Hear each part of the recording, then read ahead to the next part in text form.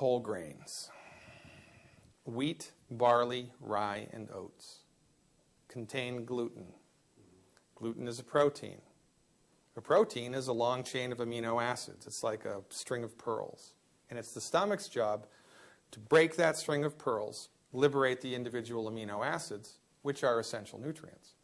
But the chemical bonds which hold the amino acids of gluten together are really, really difficult for most people's stomach acid to break. So if you eat a whole wheat sandwich, you chew it up, you swallow it, it goes down into your stomach, and the acid in your stomach tries to break the string of pearls of the protein and the gluten, but it can't do it. So now, instead of individual amino acids tumbling through the small intestine, which is the next stage of digestion, you get these big, complicated architectural strings of proteins, undigested protein. Now, your small intestine's job is to absorb the nutrients that your stomach has just turned into liquid into the bloodstream.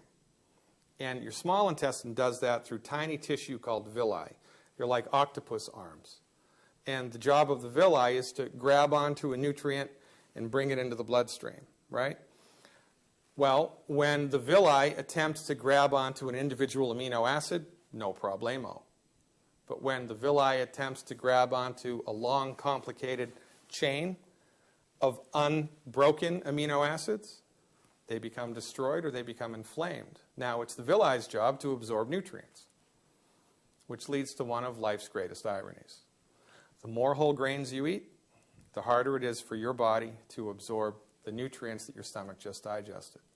So not only are the foods minerally deficient because the soils are minerally deficient, but your body's ability to absorb what little nutrition there is in the food is extremely compromised because you listened to General Mills, Procter & Gamble, Monsanto, and the people that make the food. It's a bad idea to let the people who make the food give you advice about what food to eat. 4 of the most dangerous foods on planet Earth: wheat, barley, rye, and oats.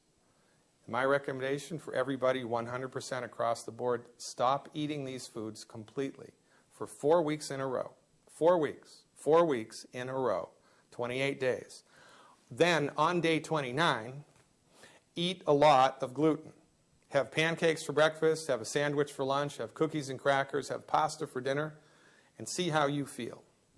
And as God is my witness, if you make it to lunch without something bad happening, I'll eat my hat. This is one of the most overlooked net negative health things in the country right now. This is a deadly combination of not enough minerals in the food, period, and then interrupting your body's ability to absorb what little nutrients there are. And this is why chronic diseases are accelerating, like autism, right? We believe autism is caused by bad nutrition in the blood of the pregnant mother.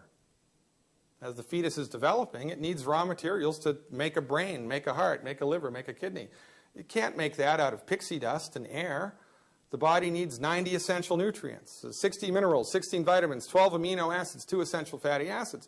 But they're not in the blood of the mother because she's eating whole wheat cereal and skim milk and margarine and is avoiding salt like the plague. So, from the proper perspective, with all of the data points, it all starts to make sense. But because the MDs are trained in an old-fashioned, outdated, archaic, dangerous understanding of the human body, they completely miss all of the most important things. So their job, again, is not to fix the problem. You know, you can't fix a nutrient deficiency disease with a drug. You can manage it, which is better than suffering from the disease, I guess. But it's better, don't you think, especially in the United States of America, to try to get to the root cause of what's causing the problem and fix it? And that's what we do. That's what the naturopathic profession